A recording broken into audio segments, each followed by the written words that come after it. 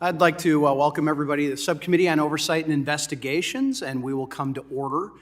Without objection, the Chair is authorized to declare a recess of the committee at any time. This hearing is entitled Holding the Biden Administration Accountable for Wasteful Spending and Regulatory Overreach. Without objection, all members will have 5 legislative days within which to submit extraneous materials to the Chair for inclusion into the record. The Chair now recognizes himself for a brief point of personal privilege. Today's hearing marks the first hearing of our subcommittee in the 118th Congress and my first as its chairman. Now, that doesn't mean we have been inactive, doesn't mean that we haven't been doing anything. In fact, we've had a number of discussions, letters that have gone out, and conversations with, for example, today, the inspectors led to this hearing. So many more to come, and I'd like to extend a welcome to all of our subcommittee members, both the Republicans and the Democrats, and look forward to serving with you over the next 2 years. Like some of you, this is my first term as a member of the Oversight Subcommittee specifically, and while I'm no stranger to oversight issues, I look forward to learning how we can make our government more accountable to the American people and the consumers that we serve. I want to be clear, this subcommittee will approach oversight in a fair and even-handed manner. That being said, I will not hesitate to use my authority as chairman to hold regulators accountable, and I certainly am not going to shy away from topics that might be sensitive or frankly uncomfortable to either side of the aisle. I think that is part of our duty. I look forward to working with the ranking member, Mr. Green of Texas, and look to accomplish our shared objectives. So I'd like to now recognize the ranking member for a brief point of personal privilege. Thank you very much, Mr. Chairman. I concur with you that many things have been done prior to today, and I'd like to accentuate the meeting that you and I had. It was very beneficial. We have made many agreements. Probably one that you and I both understand is that there will be times when we won't agree, but we've also agreed that we won't be exceedingly disagreeable. And we've agreed that we'll meet again. You have a great mentor on this committee to assist you. Ms. Wagner was chair, and she and I worked closely together. I will look forward to doing a similar thing with you, and I'd like to welcome all of the members to the committee as well. Thank the witnesses for being here. And Mr. Chairman, without question, reservation, or hesitation, I'm convinced that there will be something that you and I will be able to work on together. And I look forward to doing that thing as well as many others. I yield back. The gentleman yields back, I appreciate that. I now recognize myself for 5 minutes to give an opening statement. Today's hearing is entitled Holding the Biden Administration Accountable for Wasteful Spending and Regulatory Overreach. Oversight of the executive branch is a vital check on the president's power, regardless of who occupies the Oval Office. In fact, I had a mentor in my first couple of terms from Michigan, the Lion of the House of Representatives, John Dingell, who taught me a number of things. One was the tyranny of the vote, which is what we just experienced earlier. Doesn't matter what plans you have, doesn't matter who you're with or where you're at, when they ring the bells, we have 15 minutes to go and do our constitutional obligation on the House floor. So that's, we're delayed a couple of minutes because of that. But the other is oversight. And in fact, I decided I was just gonna look up a simple definition of oversight. And this was what popped up on Wikipedia, of all things. Congressional oversight is oversight by the United States Congress over the executive branch, including the numerous U.S. federal agencies. Congressional oversight includes the review, monitoring, and supervision of federal agencies, programs, and activities, and policy implementation.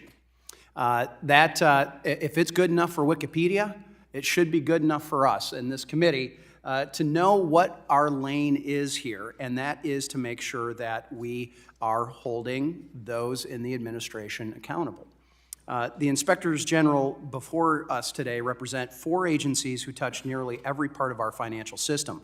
The work done by your offices is paramount to make sure that these agencies stay within the bounds Congress established for them. In recent years, these regulators have pushed those limits, leaving Congress with little or no recourse. In fact, I would argue that there's no better example than the Bureau of Consumer Financial Protection. also known as the CFPB. Over a decade ago, as a response to the great financial crisis, Congress created the CFPB as an agency charged with protecting consumers. Since its inspection, the Bureau has grown to radically transform the notion of consumer protection, often at the expense of small business owners and hardworking Americans, with little to no benefit for the actual consumers. Now, I say actual because oftentimes these so-called advocates are really ginning up a paycheck rather than looking for protection. And now, Director Chopra's strategy of regulation by enforcement has left many wondering how one agency can have so much autonomy with virtually no oversight from Congress. Well, we know that the courts are weighing into that at this point. Mr. Bialek, you've led a staff that has the difficult job providing independent oversight and investigations into two governmental agencies, both with very different missions, but equally consequential to today's financial system. In 2022, the Fed's Office of Inspector General conducted 13 audits of the Reserve Bank compared to just 5 at the CFPB, a less than a 30% allocation. While I am aware that new programs created under the CARES Act have increased your workload, this begs the question, why did Congress fail to give the Bureau their own Inspector General? I was not here for the creation of Dodd-Frank, but I came immediately afterwards, and I've been living with the echo effects of it. Mr. Delmar, like the Fed, the Treasury's IG's office is tasked with overseeing massive programs that have billions of dollars in federal spending. Whether they be programs that were a result of the pandemic or the partisan American Rescue Plan, the Treasury Department will face challenges in holding participants of these programs accountable for proper use of those funds. Lastly, I want to spend some time focusing on the Securities and Exchange Commission.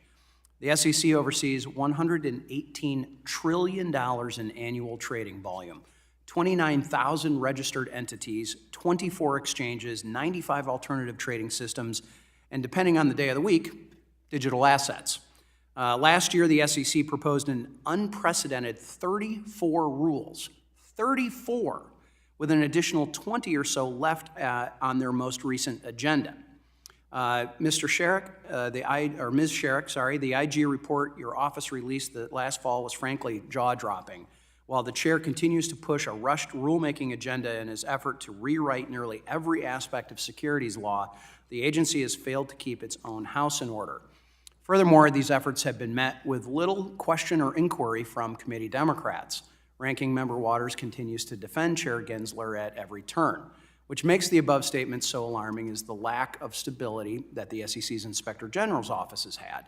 Since the last appointed IG retired in May of last year, 3 different individuals have assumed the acting Inspector General position over the last 10 months. Ms. Sharek, while I have no doubt you'll be able to answer our members' questions, it is worth noting that the current acting IG has only been on the job for roughly 90 days, and will be need to replaced again in this April. Given the volume of rules currently before the SEC, one would hope that it is the chair's preference to resolve this vacancy issue in a timely manner, but then again, maybe not. Regardless, that's unacceptable in my mind. So without objection, I enter into the record the letter we sent to Chair Gensler last week calling on him to appoint a permanent Inspector General at the SEC to allow for consistent and proper oversight of the agency. And I look forward to hearing from all of the witnesses, and I yield back the balance of my time. Chair now recognizes the ranking member of the subcommittee, the gentleman from Texas, Mr. Green, for 4 minutes for an opening statement.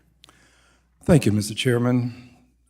Today, friends, the subcommittee will hold a hearing titled Holding the Biden Administration Accountable for Wasteful Spending and Regulatory Overreach. No mention of President Trump. Dear friends, we live in a world where it's not enough for things to be right. They must also look right. And much of today's hearing will emanate from what happened during the pandemic. You see, it doesn't look right when the world knows that the World Health Organization declared COVID-19 a pandemic on March 11, 2020, during the watch of a Republican president, Donald Trump, and today, this powerful committee will focus only on the watch of the Democratic President, Joe Biden. Sadly, this looks like a partisan witch hunt focused on a Democratic president wherein the perfect will become the enemy of the good by overlooking the good that was done, all the while ignoring the performance of his predecessor, Republican President Donald Trump. Therefore, a better title for this hearing would be How Republicans, my friends, are out to get a Democratic president by making the perfect the enemy of the good. The danger with making the public the enemy of the good is the adverse impact it is likely to have and produce during a future pandemic when millions of lives may be at risk and immediate action is necessary. Understanding this, I will focus on the good done by putting the American people above Republican politics during a pandemic. This was done by providing direct support to the American people with $814 billion to households and individuals, by supporting small businesses with $792.6 billion through the Paycheck Protection Program, by helping states keep schools, businesses, and emergency services open with nearly $150 billion, which included dollars to almost 90,000 local businesses, by fighting the pandemic with $47.8 billion for COVID-19 testing, contact tracing, and mitigation, and with $16 billion to fund vaccine distribution as well as supply chains, by keeping people in homes with $29.6 billion in emergency rental assistance to 6.5 million households, by keeping children out of poverty with $109 billion through the child tax credit.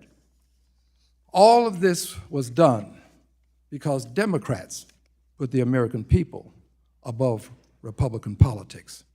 Therefore, my refrain will be, while Republicans are making the perfect the enemy of the good, generally speaking, I will focus on the good accomplished when Democrats put the American people above Republican politics. I yield back, Mr. Chairman.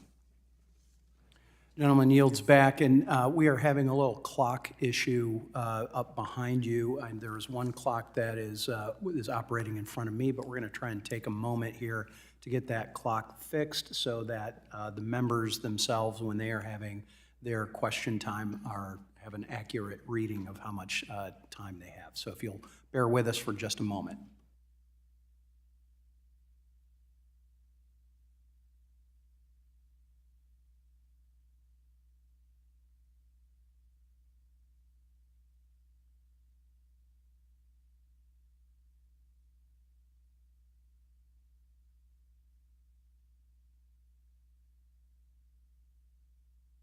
You're going to give it a test run? Oh, there we go. It's countdown. All right, let's reset that to 5. And we'll turn to the testimony of our witnesses today. So today we welcome the testimony of Mark Bialek. Mr. Bialek is the Inspector General of the Office of the Inspector General for the Board of Governors of the Federal Reserve System and the Consumer Financial Protection Bureau. I will note that earlier today, seated right down there, was Chair Powell, who I believe it was Mr. Rose who had asked about some of that interplay in between the Fed and the Board of Governors and the CFPB. Mr. Bialek, for over 40 years, has been an Inspector General in that community at least, and has that experience.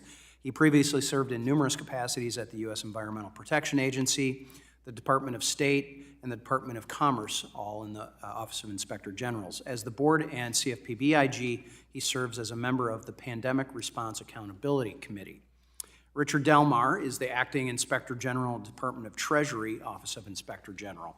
He has served as Deputy Inspector General and Counsel and as a Media and Legislative Liaison and Whistleblower Program Coordinator at the Treasury OIG. Prior to the Treasury OIG, Mr. Delmar served on active duty in the Navy JAG Corps and as a trial attorney in the Department of Justice Tax Division. Sir, we thank you for your service to our country. Mr. Delmar is also a member of the Pandemic Response Accountability Committee and chairs the Council of Inspectors General on Financial Oversight. Rebecca Sharek. Ms. Sharek has served as the Deputy Inspector General for Audits and Evaluations of the SEC since January of 2014. Last year, she served as the Acting Inspector General, following Mr. Carl Hawker's retirement. Ms. Sharek is active in the federal oversight community and chaired a subgroup of the Council of Inspectors General on Integrity and Efficiency, Enterprise Risk Management Working Group. So we thank each one of you for taking time to be here today. Each of you will be recognized for 5 minutes to give an oral presentation of your testimony, and without objection, each of your written statements will be made part of our permanent record. So, Mr. Bialek, if you would please go ahead. You are recognized for 5 minutes for your oral remarks. Thank you, and good afternoon, Chairman Huizenga, Ranking Member Green, and members of this subcommittee. I'm Mark Bialek, the Inspector General of the Federal Reserve Board and the Consumer Financial Protection Bureau. I very much appreciate the opportunity to discuss our oversight of the board and the CFPB. Independent, objective oversight is just critical for ensuring government agencies work efficiently, effectively, abide by the law, the regulations, the rules, and practices that govern them. Such oversight work is, of course, also vital for maintaining public trust and confidence in government institutions. Toward that end, over the last 5 years, we have issued 108 audit and evaluation reports. 61 of those reports focused on the board and included 175 recommendations for improvement. 47 of those reports focused on the CFPB and included 122 recommendations. To provide the most effective oversight, we consider a number of factors when we plan our discretionary work. We look at levels of risk within a program or operation and areas that we see as major management challenges. As risk areas shift over time, we appropriately adapt our work to address those changing conditions. The result is that the balance between our board and CFPB workload will fluctuate from time to time. Our board and CFPB audits and evaluations cover a broad area. In 2021, we identified several major management challenges facing the board, including pandemic response, emergency lending facilities, design and implementation, organizational governance and enterprise risk management, and information security and cybersecurity oversight at supervised financial institutions. We also identified major management challenges facing the CFPB, including information security, supervision and enforcement strategy, and managing consumer complaints. We're currently updating our management challenges for 2023. In addition, we have other ongoing work covering the board's and Reserve Bank's ethics programs pertaining to personal investment and trading activities, the CFPB's process for conducting enforcement investigations, and the CFPB's effectiveness and timeliness in responding to consumer complaints. Details on these projects are contained in our publicly available work plan, which we update quarterly. We also conduct investigations into possible violations of law, regulation, or policy. Matters that we often investigate include bank fraud, employee misconduct, ethics violations or conflicts of interest by agency officials, leaks of protected information, and waste or mismanagement of funds or government resources. Since the start of the pandemic, we have dedicated significant resources to investigating potential fraud related to the board's emergency lending facilities. Over the last 5 years, we have closed 170 investigations, leading to 116 convictions and $4.4 billion in financial actions. We opened a total of 141 pandemic response-related cases, 37 of which are now closed, resulting in 62 convictions. So in conclusion, I am so very proud of the breadth of our oversight work, especially given the challenges posed by the pandemic. Congress is a key stakeholder for us, so we, of course, always welcome your feedback on risk areas that you see facing the board and the CFPB. This concludes my statement, and I'd be pleased to respond to your questions. Thank you, Mr. Bialek. We appreciate that. And Mr. Delmar, you are now recognized for 5 minutes for your oral remarks. If you could make sure that the button is hit and then that microphone's a little closer to you, if you could. Thank you, Mr. Chairman, Ranking Member Green, and members of the subcommittee. Rich Delmar, the acting IG for the Department of the Treasury, and I appreciate the opportunity to talk about the oversight work that we've done on the many programs that Treasury is responsible for. I'll also discuss at the end, if I have time, I understand the committee has an interest in some of the work we're doing with respect to FinCEN. Treasury has responsibilities under all three of the major pandemic statutes that have passed since 2020. And its responsibilities have expanded because of that. They've been responsible for dispersing over $650 billion to a large universe of recipients, governmental organizations, businesses, and many others. We have oversight responsibility for 12 of those programs, and I'm going to talk about 4 of them today where we have found concerns about improper payments, instances of fraud and questioned costs, and internal control concerns. The programs are the air carrier payroll support programs, the original coronavirus relief fund, the emergency rental assistance programs, and the state and local fiscal recovery fund. To put all of these in context, I want to mention a couple of concepts that are key to the work we do. And that is the whole concept of improper payments and fraud, the concept of questioned costs, and the role of a Treasury Bureau, the Bureau of the Fiscal Service, and its Do Not Pay program. Improper payments are, as it suggests, payments that aren't authorized. They were incorrectly done. It's not the same thing as fraud. Any instance of fraud will be by definition an improper payment, but not every improper payment will constitute fraud. It could be something that happened by mistake, by accident, by misinterpretation of eligibility, but in both cases, money that should have gone to authorized recipients doesn't get there or goes to unauthorized recipients. And to the extent that happens, the effectiveness of the program and the execution of Congress's intent in creating that program is not met. So that's a key concern. We have done audit work on Treasury's improper payment program, and we have determined that, at least with respect to the bureaus other than the IRS, the department is in compliance with those rules.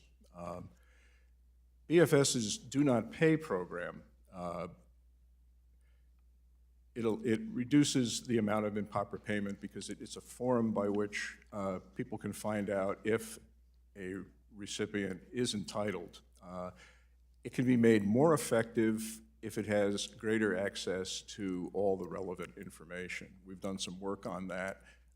One of the big concerns is the access it has to the Social Security Administration's master death file.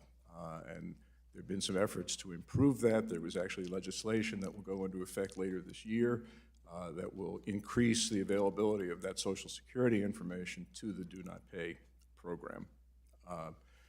Moving on to the specific programs for which we have oversight, the Air Carrier Payroll Support Program, there's actually 3 of them, one under each of the statutes, gives payments to air carriers, passenger and cargo, and affiliated businesses that were impacted by the decline in air traffic. We have a mandatory audit requirement for a subset of those eligible carriers and contractors. Generally, it's the smaller ones. What we found was that there was a systemic problem in the way that the amounts that they were paid because of misinterpretation of the rules. And we've addressed those concerns. One of the big problems is self-certification versus actually going out and checking. Under the coronavirus relief program, the work we did, we set up a portal by which all the recipients could report what they had done with the money, and I see I'm running out of time, so let me skip. The Emergency Rental Assistance Program, there are actually a couple of those. We are getting a lot of complaints about how that works, and we've actually set up a specialized team to process those complaints and get caught up with the problems that are being reported to us about that. And we will look at those as appropriate. Lastly, I just wanted to mention the FinCEN work that we're doing. We have a series of related audits dealing with how FinCEN manages its bulk data provision program. And we see issues with the MOUs, we see issues with the controls on how that information is used, and we have a series of reports that are going to be coming out starting in the spring and throughout the year. We look forward to that. Gentleman's time has expired. Ms. Sharek, you are recognized for 5 minutes for your oral testimony. Chairman Huizenga, Ranking Member Waters, Ranking Member Green, and members of the subcommittee, thank you for inviting me to testify about the efforts of the U.S. Securities and Exchange Commission Office of Inspector General to report on the management and performance challenges at the SEC and some of the OIG's recently completed audits and evaluations. In my testimony, I am representing the OIG, and the views I express are those of my office and myself, do not necessarily reflect the views of the Commission or any commissioners. The core mission of the SEC is to protect investors, maintain fair, orderly, and efficient markets, and facilitate capital formation. The OIG is an independent office within the SEC that conducts audits, evaluations, and investigations of the SEC's programs and operations to detect and deter fraud, waste, and abuse, and to promote integrity, efficiency, and effectiveness. In doing so, the OIG plays a critical role in helping the SEC achieve its mission. The OIG Office of Audits, which I manage, provides essential accountability and transparency, and where appropriate, makes recommendations for corrective action.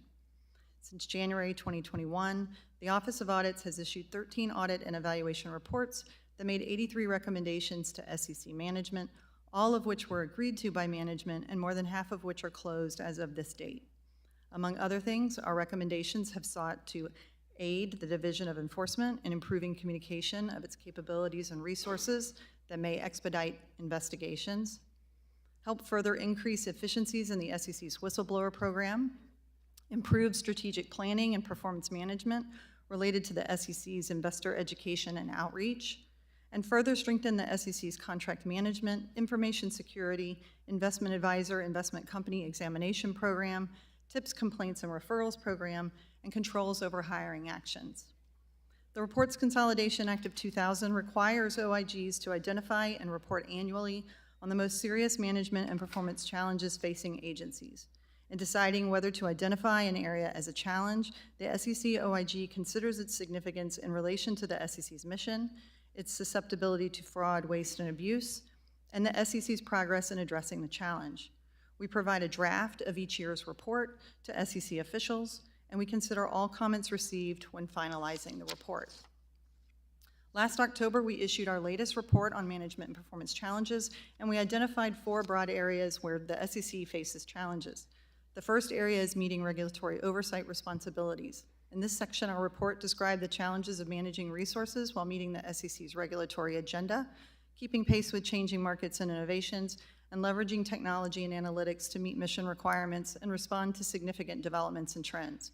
In part, we discussed opportunities to further strengthen cross-functional collaboration and communication during a period of increased rulemaking activities and in light of changes in the workforce, including due to attrition.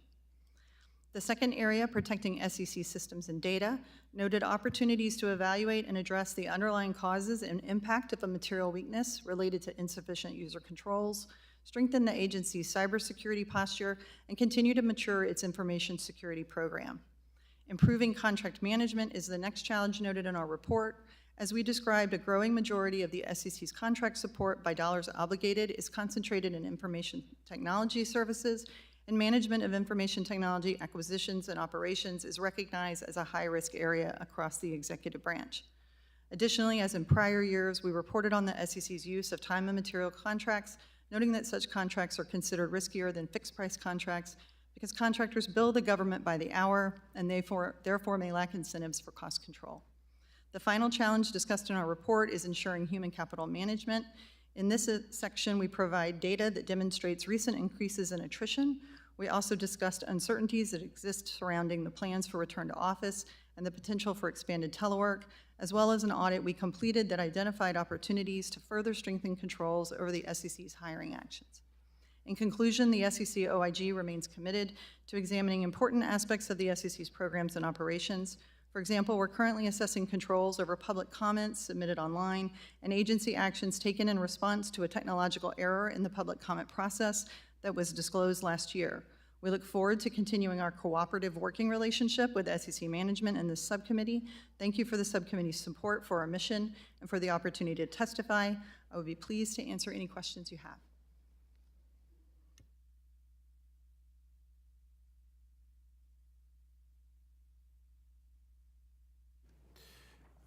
Thank you, and sorry, we're having a little bit of a clock issue, but I think we are doing okay, and have that taken care of at this point. So, with that, we're going to now turn to member questions, and the chair recognizes himself for 5 minutes for questioning. I will note my colleague was going on in his comments about this focusing only on the Biden administration. Well, we're 2 years in, halfway through the Biden administration. So yes, I will note that Jay Clayton, as head of the SEC, had an active schedule in front of this subcommittee, or in front of this committee, under the Hill, both under Republicans and Democrats as well. While he served until 2020. So. I want to thank our witnesses again, and I'm going to jump right into my questions. Ms. Sharek, my first question is for you. I'm concerned about transparency at the SEC. The SEC is one of the wealthiest independent agencies in our federal government based on how it collects the fines and uses that to fund itself. The agency has many employees and resources, yet it appears not to allocate them to respond to congressional inquiries or FOIA requests made under the Freedom of Information Act, ensure that citizens and the media and others can provide a check on the government and hold the federal government accountable to its statutory duties. I understand that you worked on the Top Management Challenges Report of 2022. Considering the major workforce challenges that were highlighted in that report, attrition and some other things, do you plan to evaluate resource allocation with respect to the different offices at the agency, specifically the General Counsel's office who responds to Congress and the Office of FOIA Services? So yes, I did work on the Management Performance Challenge Report in question. We're beginning the work to produce this year's report, and we will certainly be following up on some of the workforce challenges that we identified. We have not planned an audit specifically of the allocations of the different offices and divisions, but as we develop our FY24 plan, we're certainly interested in continuing to discuss with you your concerns. Consider this a suggestion. Yes, I think we've seen a tremendous delay in responses to frankly, members on both sides of the aisle, as well as the media and others when it comes to FOIA.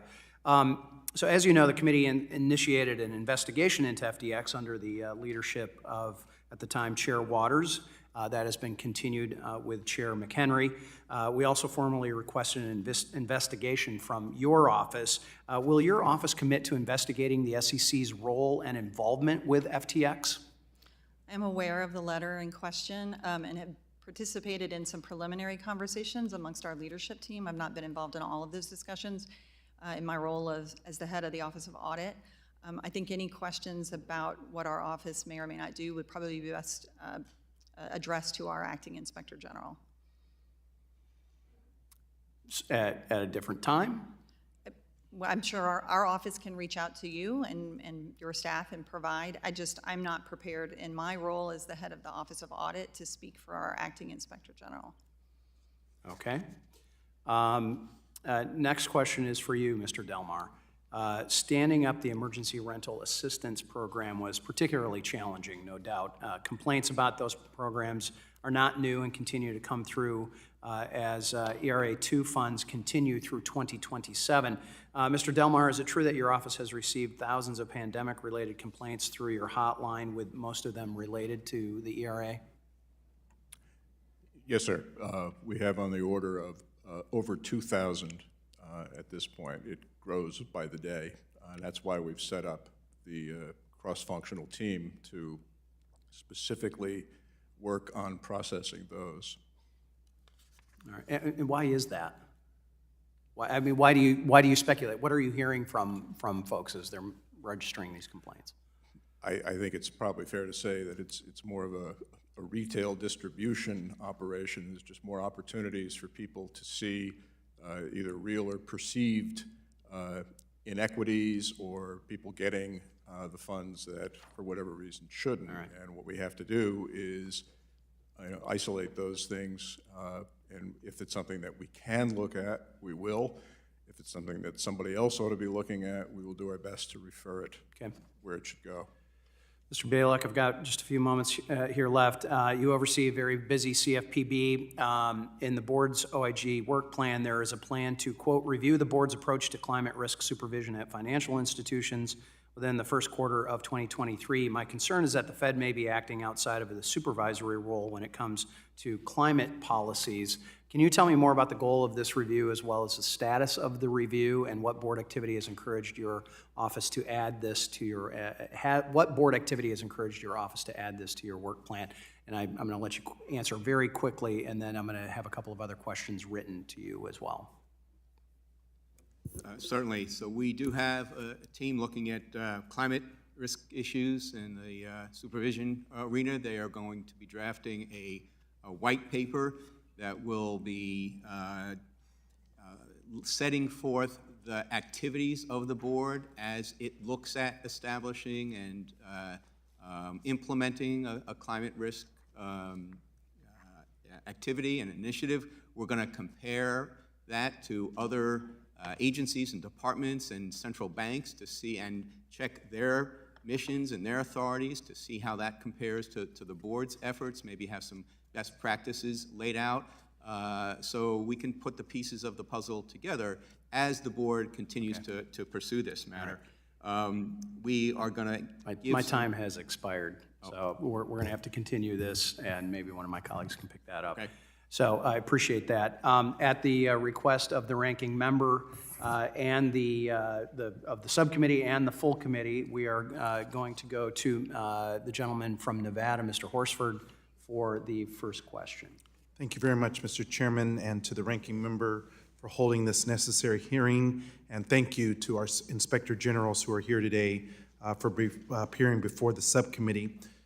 There can be no doubt that it is necessary at times to take a step back and retrospectively analyze the efficacy of our work, both here in Congress as well as the administration's implementation of the laws that we passed. I want to say that I'm proud of the votes that I took to deliver for the American people during the hardest days of the pandemic. And I don't need to remind my colleagues the depth of the pain that our constituents, all of our constituents, felt at times. However, despite the challenging circumstances we found ourselves in, we were able to deliver relief to families and to small businesses who were struggling to simply keep their heads above water. We were able to ensure 6.5 million working families could keep a roof over their head with the emergency rental assistance that we provided for. We were able to protect the payrolls of small businesses across the country with the Paycheck Protection Program so that they could keep their doors open and keep approximately 90 million people on the payroll. When state and local governments faced historic shortfalls, we were able to make them whole and to preserve the services that our constituents rely on every day. That includes public safety, healthcare workers, first responders, police and fire, all that are essential to our quality of life. So I'm happy to take a look back at the challenges that we faced, as long as we, as you said, Mr. Chairman, keep in mind that there were successes. So I hope that we don't forget that. These programs were vital lifelines to Americans at a time when uncertainty and fear dominated their lives. And I want to commend my colleagues for following up on our efforts from the last Congress and taking time today to ensure that these programs are working as Congress intended. Of course, there are lessons to be learned, and I'm eager to be educated on how we can better prepare for whatever may come next. Now, I've been sounding the alarm for years on the fraudsters and the thieves that have been ripping off American taxpayers and blocking honest applicants from accessing the support they need. When we saw issues with the unemployment insurance system, I introduced the GUARD Act to guarantee our state unemployment insurance programs can fight back against these literal criminal cartels, most of whom are foreign. No individual should be allowed to take advantage of individuals desperately in need of these emergency benefits. It should be no different in the programs overseen by our witnesses today. These criminals should and will be held accountable. But in order to do so, we must have accurate data on the funds that were dispersed. So, Mr. Delmar, I understand that multiple programs under Treasury's jurisdiction, including the Emergency Rental Assistance Program, have had various reporting and compliance delays that have impeded monitoring and audit activities. Would you please speak to how these delays may inhibit the department's ability to identify and eliminate fraud? Generally speaking, Congressman, a lot of the problem was delays by the department in setting up how the programs were actually going to be operated and putting together the guidance so that people who were applying had a clear idea of what was eligible and what was not.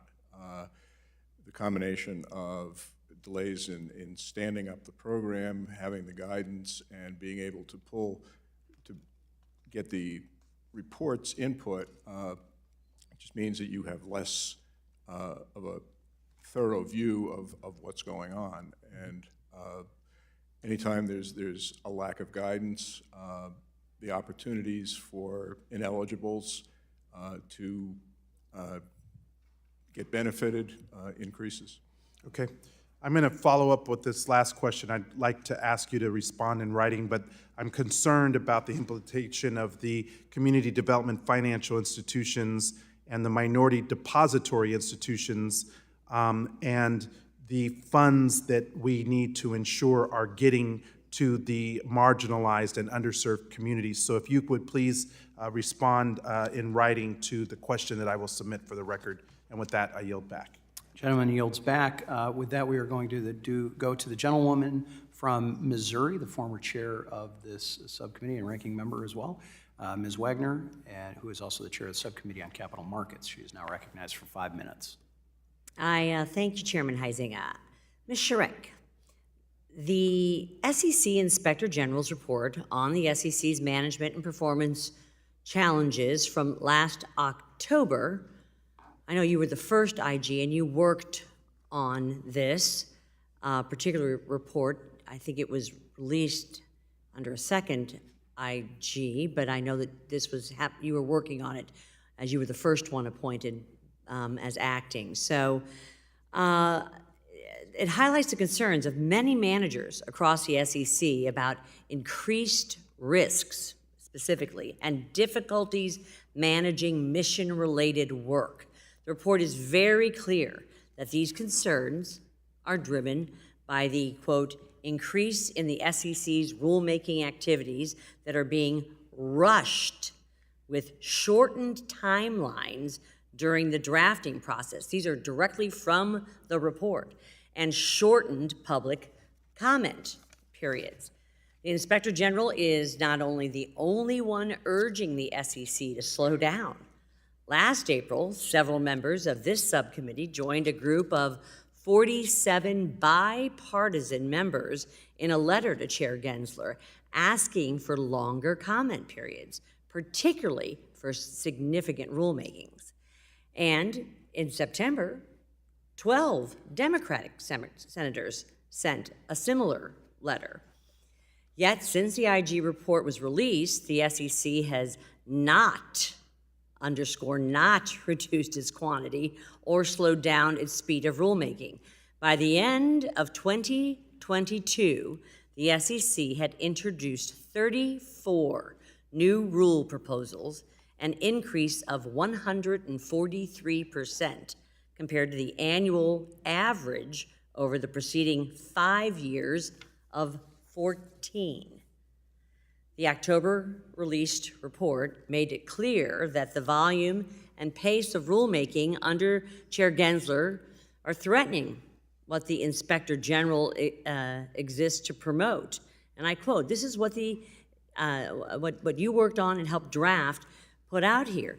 Quote, the integrity, efficiency, and effectiveness of the critical programs and operations of the SEC. Ms.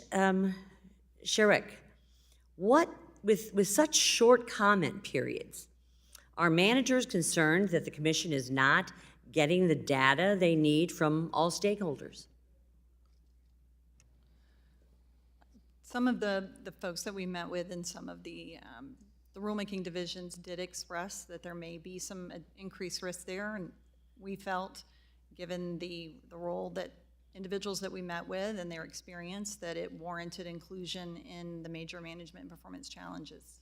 Increased risk, I agree.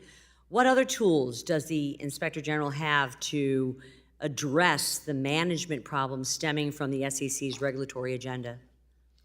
So certainly, as you know, we will revisit these issues, and we're starting to work on and gather our staff together this month, was typically when we'll begin efforts to draft this year's report. So we will be following up on each of the issues that we addressed.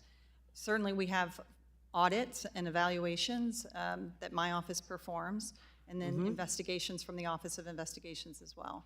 Could you please provide additional detail on these risks that are being created by the mission-related work that's being neglected because of the increase in rulemaking activities, as well as the causes and impacts of the, quote, coordination and communication challenges in the rulemaking process, particularly given potential overlaps in jurisdiction and differences in opinions?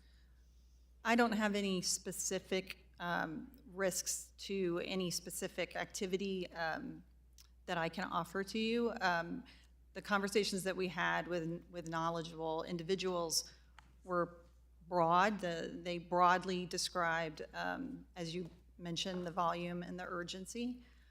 So nothing, I don't have anything more specific. It did say, though, that mission-related work was being neglected. Is that correct?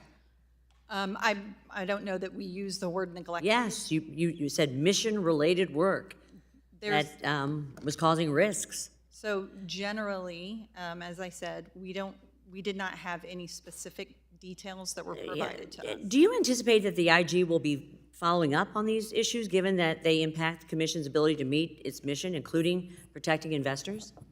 That the IG's office will follow up? Yes, absolutely. Great, thank you. And Mr. Chair, before yielding back, I'd like to have it submitted to the record the fact that Secretary Gensler has not appointed a permanent IG after over 2 years in the job. I'd like to say in the record, and that what he is doing is every 180 days putting in a new acting. I think this is a way to thwart Congress and our oversight, and so we can't actually talk to an IG who's permanent. I like that placed in the record. Thank you. Gentlelady's time has expired. That has been noted, and the letter requesting that the Chair Gensler, appoint a permanent IG has been sent as well. With that, the Chair now recognizes the gentlewoman from California, the ranking member of the full committee, Ms. Waters, for 5 minutes.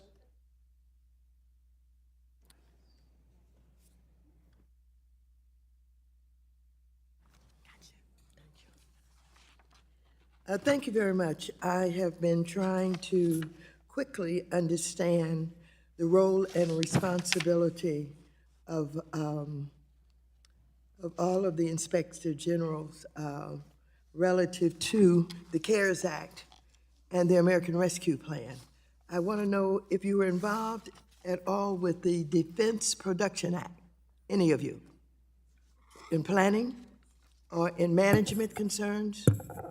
You know anything about the Defense Production Act? Please, each of you, please. Yes or no? No, ma'am. No? No. No? No, ma'am. No. No. Do you, how were you involved with the PPP program? Any of you know anything about the PPP program? It is not within Treasury OIG's oversight jurisdiction. But you had the responsibility for basically planning, as I understand it. What were you planning? I'm reading your description of what you had the responsibility for. Our oversight responsibility is for the original Coronavirus Relief Fund, the Emergency Rental Assistance Programs, the air carrier programs, the state and local fiscal recovery fund, the CDFI Rapid Response Program, the Emergency Capital Improvement, the CERTS program, which deals with other transportation entities, and an extension of the old SSBCI program. So you are not familiar with PPP and all of what happened in the first year of the PP program under Trump, when the big companies and corporations were in the panels created by the banks as their concierge clients that got funded, and some of them even felt guilty and gave the money back. Are you familiar with that? I'd like to add to what I said previously. Our involvement on the PPP program, we have helped, along with many other IGs, the SBA IG and the PRAC in conducting investigations into abuses in the PPP program. Okay, was this the first year of the PPP program That we got involved? that you got involved, that you were involved in helping the SBA? I don't recall exactly when we and other IGs were recruited to help the SBA OIG, but pretty early on, yes, ma'am. Okay, were you responsible for helping to identify these major corporations who got PPP money that were not in, that PPP program was not intended to give money to? Are you familiar with that? I'm certainly familiar with it, but we don't have primary responsibility for that. We've been, as I said, with other IGs, helping the SBA OIG, which has a tremendous And so, do you know who responsibility. was responsible, who is responsible for looking at fraud, waste, and abuse in PPP? The SBA OIG and the PRAC is involved in that as well. So you worked with SBA OIG, but had nothing to do with PPP? Each IG is independent, ma'am, and we help each other, as I said. Well, when you help each other, you talk to each other? Yes, we do. And so, did you all talk about PPP and what was going on? Sure. In the PRAC and in the Council of IGs on Integrity and Efficiency, it's a big issue. And it was one of the ones that was so big that more than just Mr. Ware's shop at SBA OIG got involved in it. It was to help him carry out his responsibilities as the person responsible for oversight of the SBA. And so, while we're looking at fraud, waste, and abuse, and the way that you have described what your responsibility was, can you say that in an investigation, part of your responsibility was to discover or find or investigate fraud, waste, and abuse in anything that you were doing? I'm sorry, ma'am, I didn't hear the end of that. Could you restate it again? Did you have the responsibility for investigating fraud, waste, and abuse in any of your responsibilities? Yes, under the IG Act, each IG is responsible for looking at fraud and waste in the programs and operations of that department, which in the case of my office would be Treasury programs, except not the IRS and not the TARP program. Did you find? The gentlelady's time has expired. Thank you very much. I yield back. Gentlelady yields back. With that, the chair recognizes the gentleman from Tennessee, Mr. Rose, who is now recognized for 5 minutes. Thank you, Chairman Huizenga and Ranking Member Green, for holding this hearing, and thanks to our witnesses for taking time to be here today and for your insights. I want to start with Deputy IG Sharek. Your report shows that Mr. Gensler's aggressive rulemaking agenda has been limiting the time available for staff research and analysis, which could potentially make cost-benefit analysis exponentially more difficult and less accurate. Almost every one of his 60-plus rulemakings, including on private funds, dealer definitions, Form PF, equity market structure, climate disclosures, and now the custody proposal, has significant consequences for the numerous industries targeted by these rules.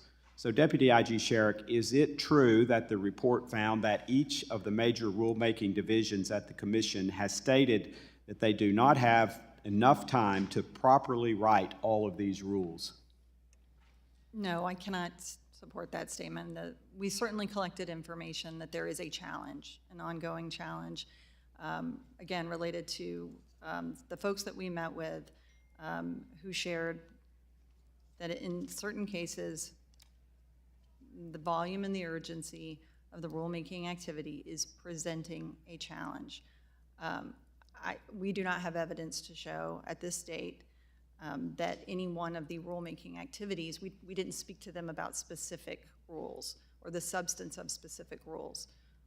It was more geared towards the workload and the challenge that was presenting to the managers that we met with. Isn't it true, though, that they had to pull one rule back and reopen for comment period because there was a failure to properly catalog all the comments that had been submitted? I'm not sure which rule you're referring to. They reopened the comment period for a number of rules that related to a technological error that was publicly disclosed. So I'm aware of that. I'm not sure if that's the rule that you're referring to. Would you surmise that that technological error, the failure to observe that, might have been a result of the rushed or frantic pace of rulemaking? My office is looking into the technological error, and we plan to hopefully be able to provide a public report on that by the end of this month. So I don't want to get out ahead of the work that was still ongoing, but I think we'll have an answer to that question as soon as our work concludes. Well, we look forward to hearing that answer. Secondly, Deputy IG Sharek, is it true that the Division of Economic and Risk Analysis has warned that they do not have enough time to conduct proper cost-benefit analysis for all of these rules? I'm not aware of that specific warning.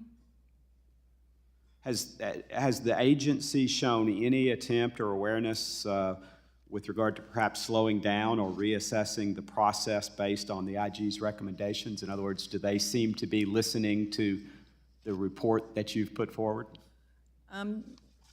Well, as has already been stated in this hearing by the numbers, the numbers continue to increase throughout the remainder of last year.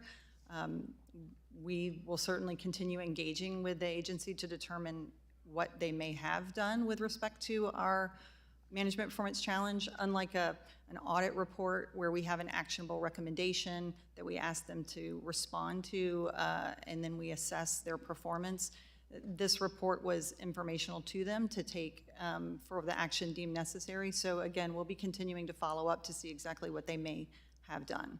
Sounds sort of like a damn the torpedoes, full speed ahead policy there.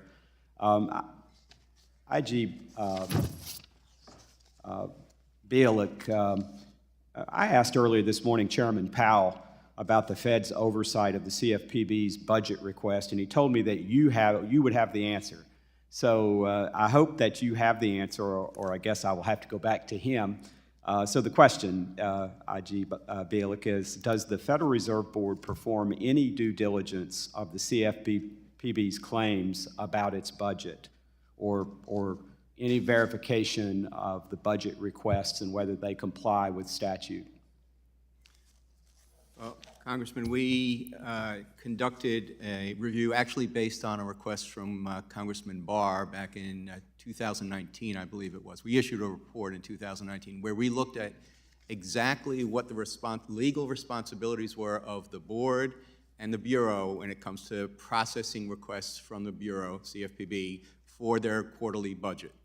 We looked at both the CFPB's responsibilities to provide information to the board. We looked at the board's responsibilities under the law for what it is they were required to do in processing those requests. We determined that they both abided by those statutory requirements that were in Dodd-Frank for that purpose. We did find there was some failure to report to Congress some information about those budget requests. I think for 2 or 3 years they fixed that and started reporting them as they were required to do. But other than that, they both were upholding their legal responsibilities under the statute. Thank you. I yield back. Gentleman's time has expired. With that, the chair recognizes the gentlewoman from Texas, Ms. Garcia, who is recognized for 5 minutes. Thank you, Mr. Chairman, and thank you to all the witnesses who are joining us today. Before I get to my questions, I would like to just point out as a point of personal privilege that this title is just really a misnomer and a misrepresentation of the essential and sensible pandemic and economic relief dollars that the Biden administration has provided to the American public. Wasteful spending, you know, it really was about saving lives, and that's what we should really be looking at. In Texas alone, $3.3 billion helped nearly 736,000 households pay their rent, and PPP funding helped over 209,000 businesses in Houston alone, while a deadly pandemic ravaged our nation. With that context, I also want to remind everyone that all these programs were passed and signed somewhere between April and May of 2020, and our president was not inaugurated till January 20th, 2021. So in fact, most of these programs were signed into law by the former twice impeached president, and more importantly, they were implemented by him. I remember on more than one occasion that when we had Secretary Mnuchin talking about the PPP program. We had Secretary Carson talking about the housing assistance.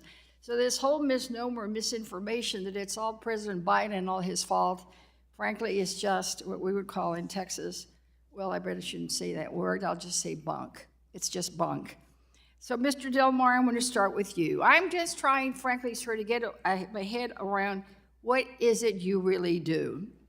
You first said, in response to one of my colleagues' questions, that you really didn't have any authority or did anything with the PPP program. But then when the ranking member of our committee asked you a question, you said, well, yes, we do because we went in there and helped. So did you or didn't you not work on anything having to do with the PPP program? And do you agree with me that when you say that there was a problem with setting it up, it wasn't President Biden who set it up, that was set up back when it first got passed in the year before? Let me clarify, Congresswoman. Please do. Okay. We do not have primary oversight. No, I understand the word primary, sir, but you later said that you did because you went in there to help the SBA OIG. So did you or did you not review, audit any of the PPP loans? No, we were assisting more on the investigative side of individual cases involving instances of PPP fraud. So you did we- look at cases involving PPP fraud. Do you recall if those cases were before or after January 20th, 2021? I don't recall when our assistance started. No, I mean, when were the cases were involving loans between January 2021, before or after? I can get you an answer for that, ma'am. I don't want to give you incomplete or erroneous information now, so I will have to check our records. All right, so you're not familiar with any wage fraud or abuse of any of the PPP loans at all? Not in specific detail of specific cases. I mean, I can tell you generally. No, I don't want specifics, I just want to know whether you did or you didn't do any of it, because you're here testifying, and I'm trying to figure out who's supposed to talk about these things. Okay. Well, But that's all right, sir. I'll move on to Ms. Sharek. Ms. Sharek, 2 management challenges identified in the SEC OIG October 22nd memo are mentioned as being managing resources while meeting the regulatory agenda and implementing a program to effectively retain and recruit qualified staff to replace personnel loss due to attrition. Is it the case that the SEC OIG reviews and audits have established that there's a causal relationship between these two? No. There is not. Or does this report state that SEC faces 2 separate problems, an increased regulatory workload and an increase in the loss of personnel that combine increase the management and performance challenges confronting the SEC? It's true, we did not establish a causal relationship between those. We didn't attempt to, and we did not.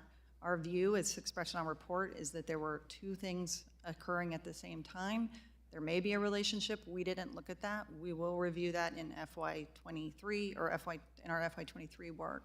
But we did not establish the causal relationship. So you did not. You do just see it as 2 separate problems. Yes. All right. Well, thank you very much. I yield back. Gentlelady yields back. The chair recognizes the gentleman from Tennessee, Mr. Ogles, who is recognized for 5 minutes. Thank you, Mr. Chairman, to our witnesses. Mr. Delmar, I'd like to address some troubling information regarding Financial Crime Enforcement Network, FinCEN. FinCEN is the primary regulator of the Bank Secrecy Act and is charged with maintaining government-wide data. In your written testimony, based on audits from your office, highlight significant concerns with 4 aspects of FinCEN: suppression, user access, MOUs, and monitoring.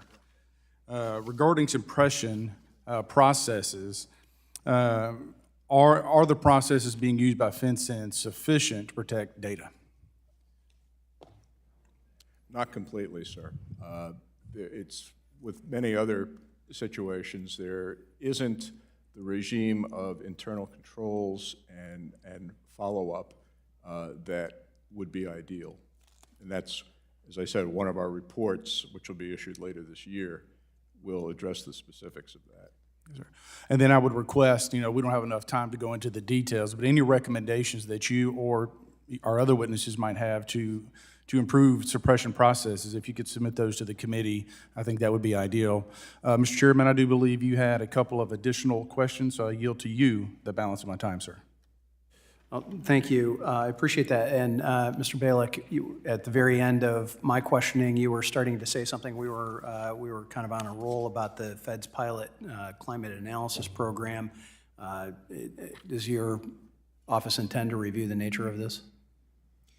What we are doing is we are reviewing the board's process as it exists today to develop and eventually, presumably, implement some activity regarding climate risk. We will be laying out in our white paper what those activities, what that progress has been, how they've gone about doing it.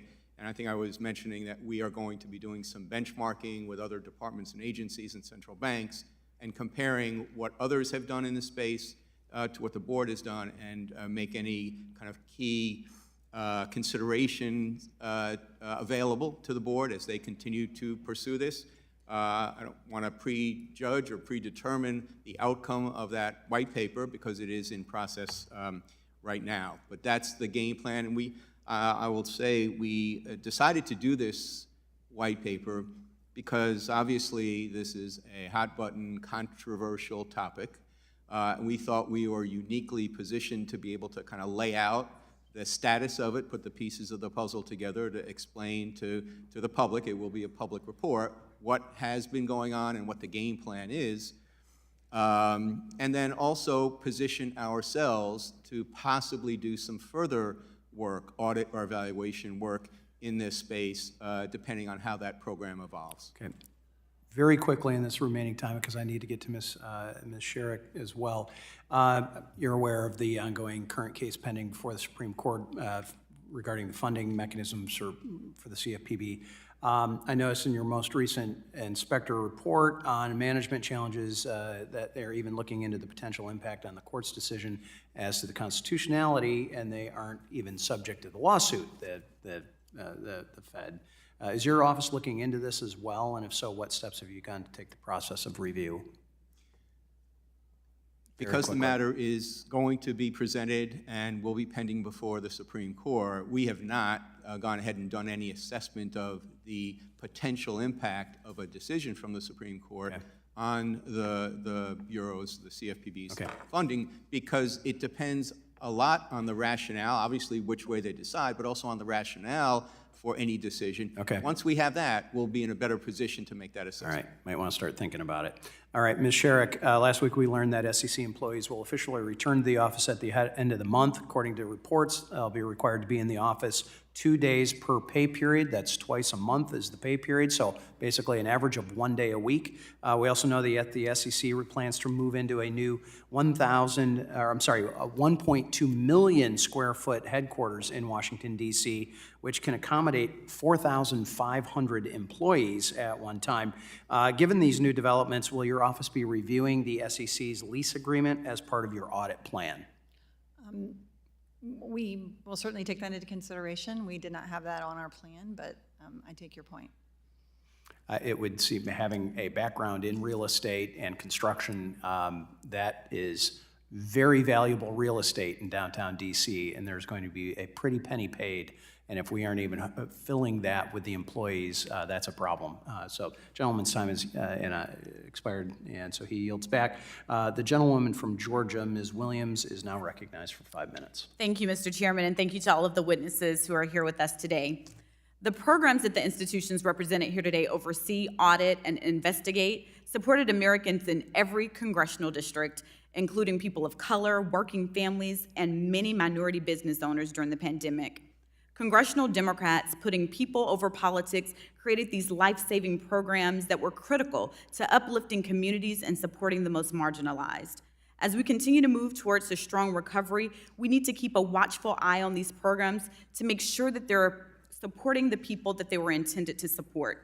The resources that these programs offered put children back in school, kept businesses open, kept people employed, and kept families in their homes. We've all seen the data that shows how communities of color were disproportionately impacted by the pandemic, leading to a greater need for resources. My hometown of Atlanta unfortunately felt this more severely than any other city in America as we lead the nation in the racial wealth gap. Under Democratic leadership, this committee strongly supported CDFIs and MDIs, recognizing the importance of diverse and mission-driven community financial institutions for marginalized communities. In recent years, the number of CDFIs in Atlanta and across Georgia have multiplied rapidly, offering a lifeline for many business owners, homeowners, and others seeking capital in our communities.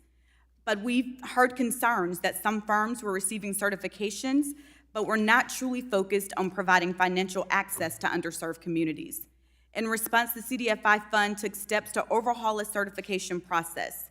We can't allow firms to receive assistance meant for true CDFIs if they're not going to do the work. Mr. Delmar, your office has overseen these efforts.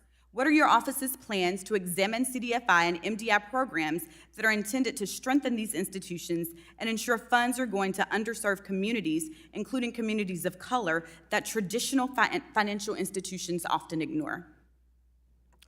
We have a number of audits that have either been accomplished or are underway. We have specific responsibility for looking at CDFI's rapid response program, and we are certainly open to additional targeted work. I can send you, after this hearing, a fuller description of the work that we've done and are doing. And you're one of our stakeholders. If you have particular concerns that you think warrant our review, we want to take that into account, and to the extent that we've got the bandwidth to do it, we can.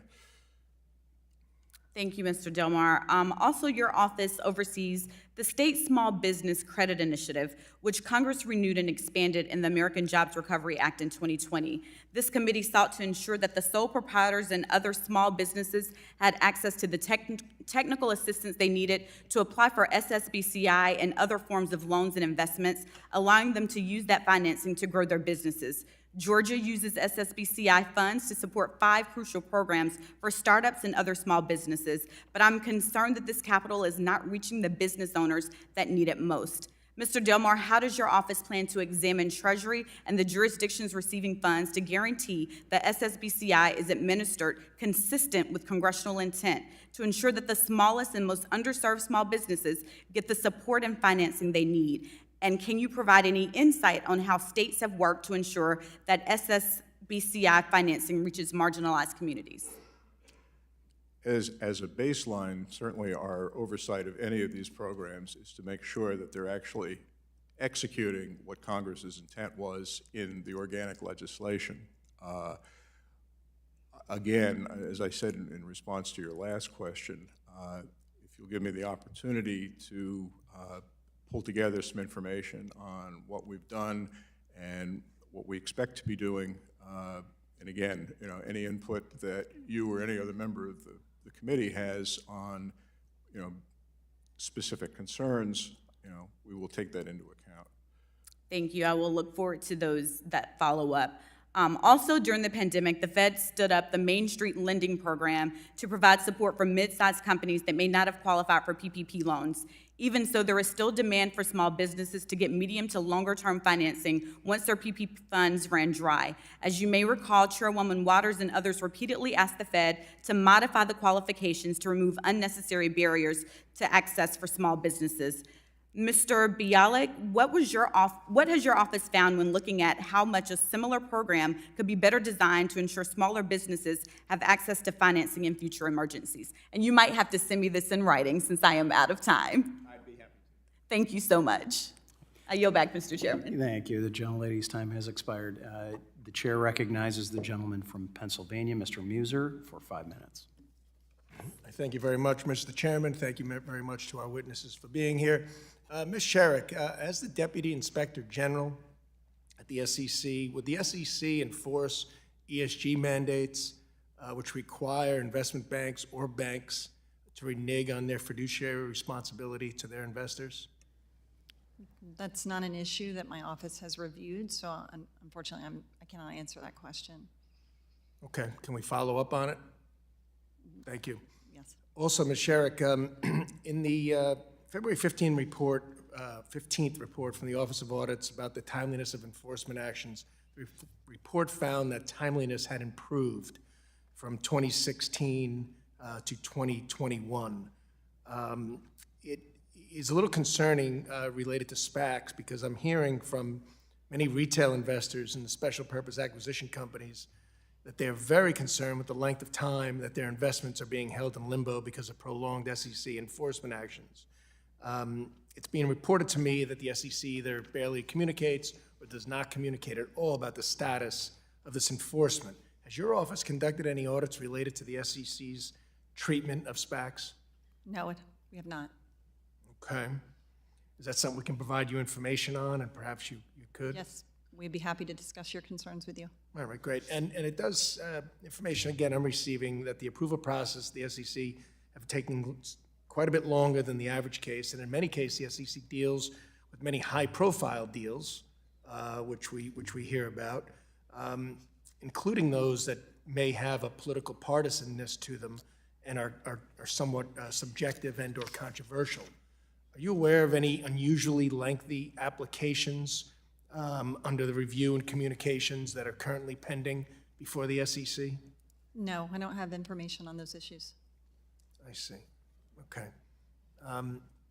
Well, there's data from industry groups specializing in the S-4 filing process They've reported that the average time for the SEC to process this form was 82 days in 2020 and up to 134 days last year. Yet I have reports that there's one particular case that the SEC has not made a determination for over 500 days with no explanation. Can you try to explain that? Again, these are not issues that my office has reviewed, but we would be happy to get back with you on any information that we may have. In the other components of our office, it's just not something that I'm prepared to speak on today. My office hasn't looked at those issues. All right, so we can submit to your office the specific case and ask for you to conduct an oversight and a response? Again, yes, I just don't, that's not something that my office has looked at, so I don't have any information. We're happy to continue discussing with you and your staff what your concerns are, and if there's a way that we can produce some meaningful work in that area, we will take that under consideration. Yeah. All right, I'm going to yield to my colleague, Mr. Ogles, the remaining minute and a half that I have. Mr. Delmar, in 2018, the BPI conducted a comprehensive study to help determine if the resources bank put towards anti-money laundering compliance were providing law enforcement with useful data. BPI found that participating banks spent roughly $2.4 billion and employed roughly 14,000 individuals for AML regulatory compliance. Despite those high costs, BPI found that only 4% of suspicious activity reports and 0.44% of currency transactions warranted law enforcement follow-up. FinCEN has about 470 memorandum of understanding with law enforcement and intelligence components. Once an agency has been approved, what are the issues that you see with MOUs and continued compliance, and of course the financial burdens therein? The issues we see specifically with the MOUs is that many of them are very, very old. They need to be updated. It needs to be clear what the actual rights and responsibilities of the participants in the MOUs are. I mean, overall, sir, the problem is that FinCEN doesn't have as much control over what gets done with the BSA information once it's distributed. You know, what further uses it gets put to, and those are the nature of the findings that we've put together, that we've shared with FinCEN management, and that will be coming out in the reports later this year. Thank you, Mr. Delmar. Mr. Chairman, I yield. Gentleman's time has expired. At this time, the gentleman from Texas, the ranking member, Mr. Green, is now recognized for 5 minutes. Thank you, Mr. Chairman. I thank the witnesses for appearing today. And I'd like to, if I may, take a moment to talk just a bit about what occurred with the pandemic. In 2022, we surpassed 1 million deaths to the pandemic. I traversed the streets in Houston, Texas. No cars, or very few cars, very few vehicles on the street. Businesses were closed. Not all, a good many. People were concerned about paying the rent. They were concerned about paying their mortgages. People were afraid. It was a pandemic, a global shutdown. My assumption is that you're not here today to tell us that we shouldn't have provided money directed to people to assist with rent and mortgages and food on the table and keeping their homes and avoiding eviction.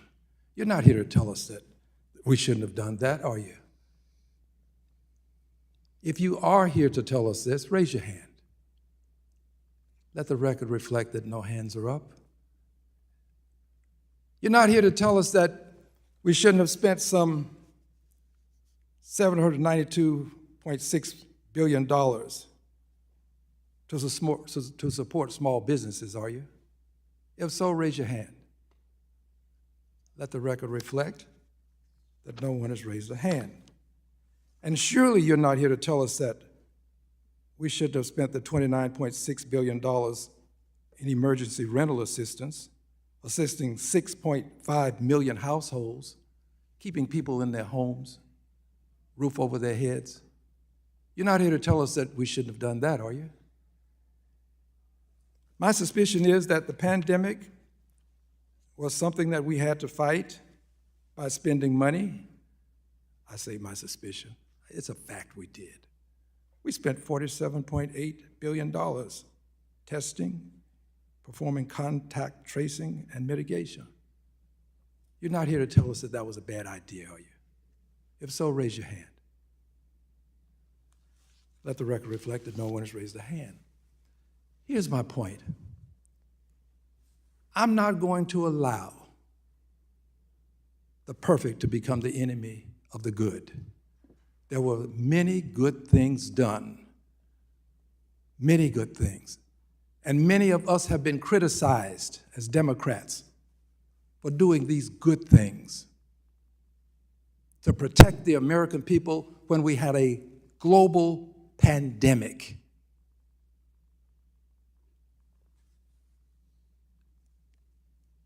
How on earth could we have had the people of this country believe that their government was doing what it was supposed to do without our providing assistance?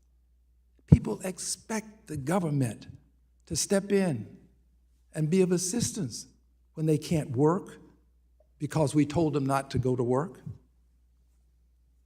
when they couldn't pay the mortgage payments because we required that they stay home. This is what people expect from the government, that we would do these things.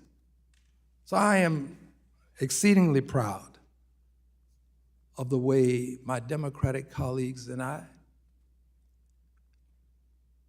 were adults in the room and decided that we would do what was right for the American people. Yes, there were some mistakes made along the way.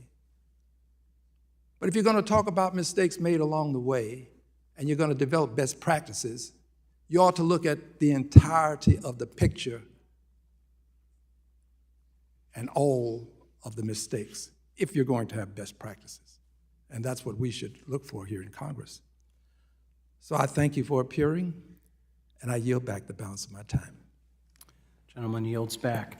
For that, the chair recognizes the gentleman from West Virginia, Mr. Mooney, for 5 minutes. Thank you, Mr. Chairman. So, Mr. Bialek, your office has no small task. You oversee two independent agencies, the Federal Reserve and the CFPB. Typically, I understand your time is split 60-40 in favor of the Federal Reserve, but most recently maybe more like 70-30 following the pandemic lending programs that were mentioned. The CFPB, however, has a unique and frankly, I believe unconstitutional funding structure, taking funds from the Federal Reserve rather than through the annual appropriations process from Congress. This insulates the CFPB from really congressional oversight.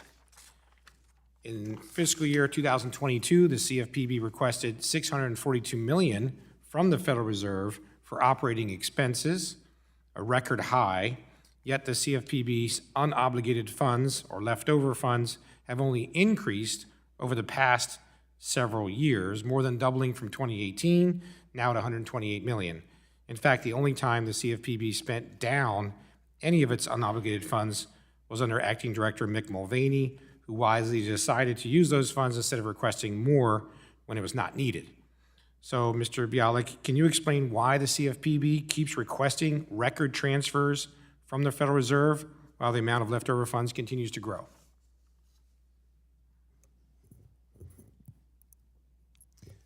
We haven't done a deep dive into, for example, financial statement analysis of how they handle their funds.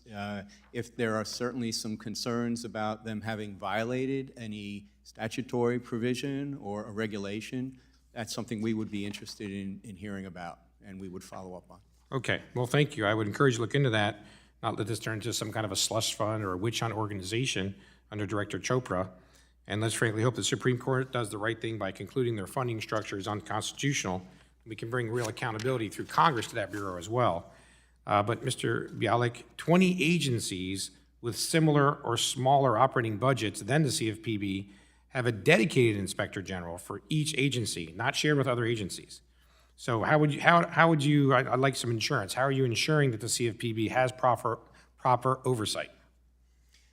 We take a look at our management challenges that we have identified for the CFPB, and we look at kind of a risk analysis of the programs and operations of the CFPB. We look at financial risk, we look at reputational risk, operational risk, and mesh that with the management challenges that we've already determined are those areas for which, if they don't satisfactorily address them, they are in jeopardy of not being able to carry out successfully their mission. We will be adding more work to our CFPB work plan in terms of audits and evaluations now that we see the pandemic work lessening. And I fully suspect that ratio between the work we do at the board and the Bureau will come closer to the same percentage. As always, I encourage any member of this subcommittee to get a hold of us and let us know if there are some risk areas as you see them that we should take into consideration as we do our work plan for the coming year. We would welcome those conversations. Okay, great. Well, thank you for that response, and you might be hearing from me on some specifics. My last question would be, let me first say the CFPB, in my opinion, has rightfully been criticized based on our first discussion about going outside the rulemaking, outside their authority.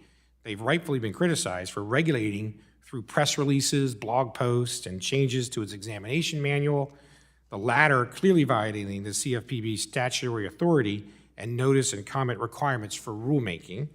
So is your office reviewing how the CFPB is using every possible avenue to circumvent the traditional rulemaking process?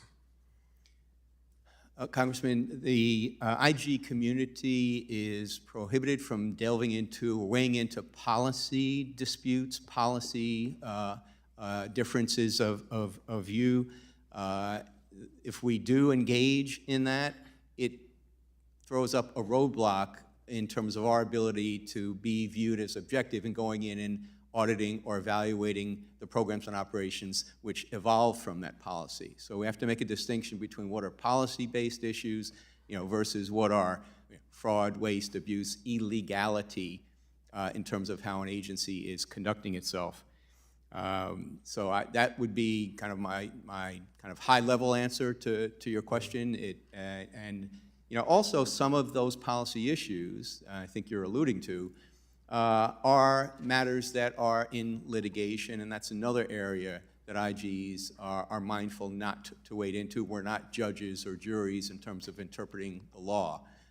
So with those provisos, I would say, other types of concerns you have, we'd be happy to discuss with you and pursue. Okay, I think my time is Well, and I will note that the clock was frozen apparently at 44 seconds and then jumped to 9 seconds. So there was a pause there, so my apologies on that. With that, I'd like to thank the witnesses for their testimony today. And without objection, all members will have 5 legislative days within which to submit additional written questions for the witnesses to the chair.